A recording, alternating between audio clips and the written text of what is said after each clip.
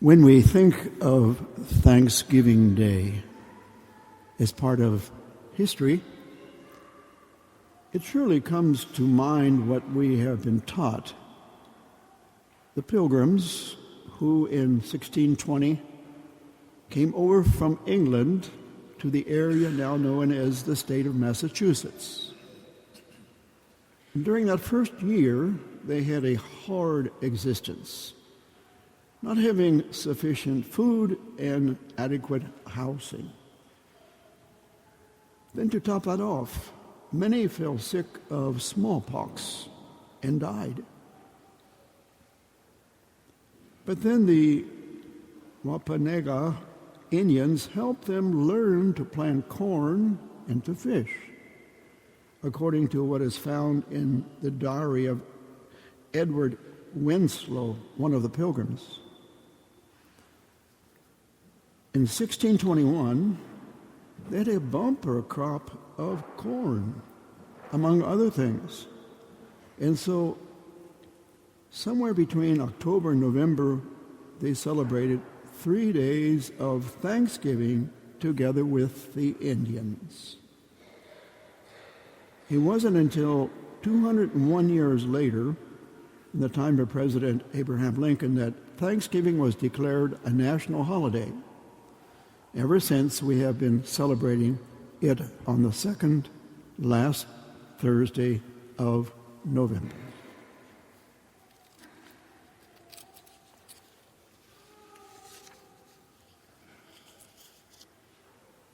It can be a time in which we recall in our lives some moment when we experience thankfulness. What comes to my mind is my nephew, who had a difficult youth caused by his ailing father and family situation. He became super rebellious, including rebelling against the church.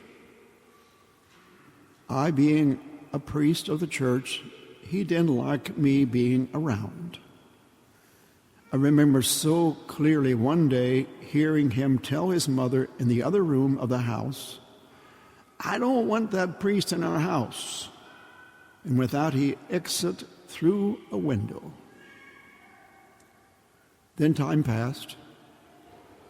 He spent time in a reformatory and on several occasions had to present himself in court. Then he found himself and his communication talents and began working in radio, and actually is administrator today of a company of radio stations. But the moment of thanks that is so pleasantly in my memory was the day when he invited me to have lunch with him at a local restaurant and apologized for his rejection of my person as a priest and paid the lunch bill.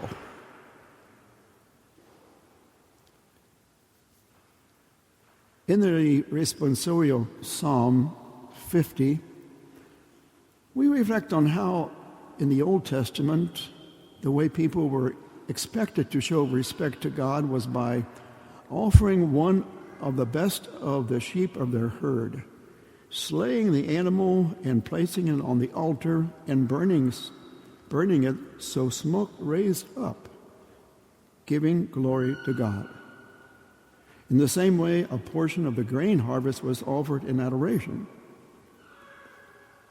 In this Psalm 50, God says, "Mine are all the land and the fullness of plants and animals." I don't need your adoration to be shown in that way. What I really want from you is thanksgiving in a sacrifice of praise. So, as we celebrate Thanksgiving to God, we need to raise our voices in praise. The first reading invites us to take a look and take a step back in our lives. all the way back to our 9 months in the womb of our mothers, and give thanks to God, the Creator, who prepared this wonderful way for each of us to come into this world. In that first reading, it says, He who fosters growth from the womb, fashioning it according to His will.